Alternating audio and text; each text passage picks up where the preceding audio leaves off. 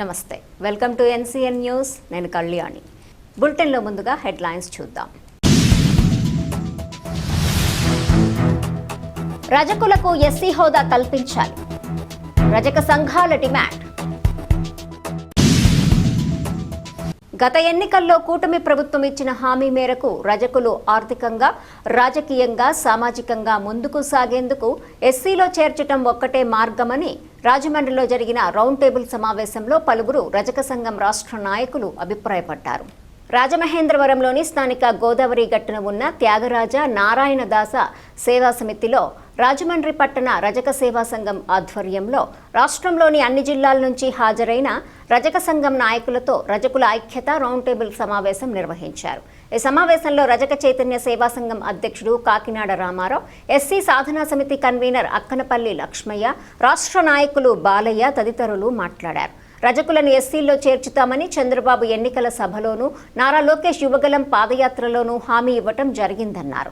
రజకులకు SC హోదాతో మాత్రమే సమాజంలో రక్షణ లభిస్తుందని, విద్య ఉపాధి ఉద్యోగాలు లభిస్తాయన్నారు. 19 రాష్ట్రాల్లో 3 కేంద్రపాలిత ప్రాంతాల్లో రజకులు ఎస్సీలుగా ఉన్నారని, ఇక్కడ మాత్రం రజకులను బీసీలుగా పరిగణిస్తున్నారని ఆందోళన వ్యక్తం చేశారు.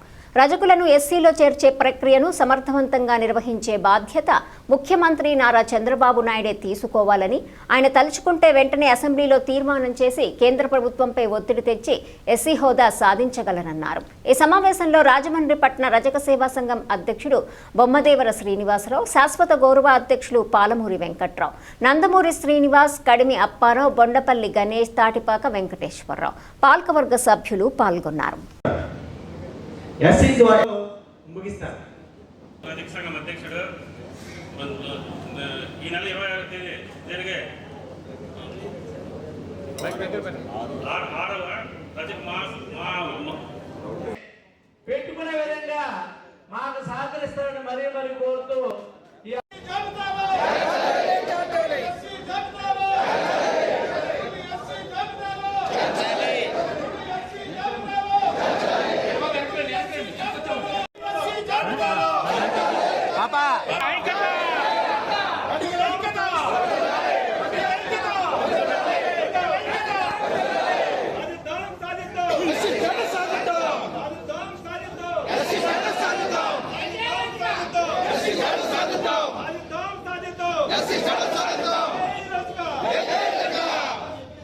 నా పేరు కాకినాడ రామారావు.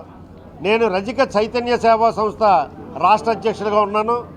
అయితే ఈరోజు మరి యొక్క ఎస్సీ స్టేటస్ మీద గత కొన్ని రోజులు బట్టి రాష్ట్ర వ్యాప్తంగా జరుపుతున్నటువంటి రజక ఐక్యత రౌండ్ టేబుల్ సమావేశాలు మరి ఏలూరు, అలాగే మరి పల్నాడు జిల్లా దాచేపల్లి, చిత్తూరులోని, అలాగే అనకాపల్లి, ఇది రాజమండ్రి 5వ సమావేశాన్ని రాజమండ్రిలో ఇంత పెద్ద ఎత్తున మరి రజక సోదరులు అందరూ కూడా రావడం జరిగింది.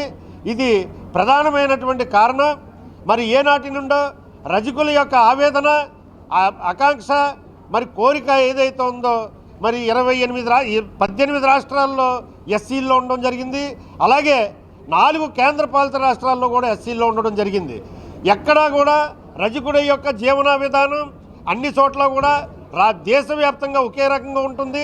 దాని గురించి మరి పక్కన ఉన్నటువంటి ఒరిస్సా రాష్ట్రంలో మరి ఎస్సీల్లో ఉన్నారు, ఇక్కడ బీసీల్లో ఉన్నారు.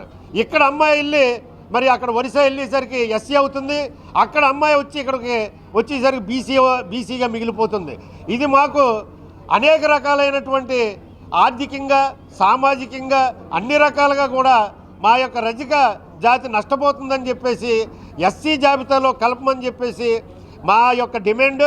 ఈ డిమాండ్ తప్పనిసరిగా కూడా మరి గత పాలకులైనటువంటి మరి ఎవరైతే గత పరిపాలనలో ఉన్నటువంటి వ్యక్తులు ఎవరైతే ఉన్నారో ఇది కంటిన్యూషన్ ఇస్తామని చెప్పేసి ఎస్సీ జాబితాలో చేరుస్తామని చెప్పేసి చెప్పడం జరుగుతుంది. అయితే ఇప్పుడున్నటువంటి ప్రభుత్వం కూడా ఎలక్షన్ ముందు మరి నారా చంద్రబాబు నాయుడు గారు రజకుల్ని ఎస్సీ జాబితాలో కలుపుతానికి నా ప్రయత్నం నేను తప్పనిసరిగా కూడా పూర్తిగా సహాయ సహకారాలు అందిస్తానని చెప్పేసి ఆయన బీసీ బహిరంగ సభలో చెప్పడం జరిగింది. అదే రకంగా బీసీ డిక్లరేషన్లో కూడా పెట్టడం జరిగింది. మరి దానిని మేము పురస్కరించుకుని మా రజకులంతా కూడా మహాప్రభు మీరు తప్పనిసరిగా కూడా రజకుల యొక్క ఆరాధ్య దైవంగా మిగులుతారు మీరు. తప్పనిసరిగా కూడా మా ఏదైతే కోరిక ఉందో దాన్ని తప్పనిసరిగా కూడా ఎస్సీ జాబితాలో కలపండి అని చెప్పేసి మేము అందరం కూడా మరి ముఖ్యమంత్రి వర్యులు నారా చంద్రబాబు నాయుడు గారిని మేము విన్నవించుకుంటున్నాం.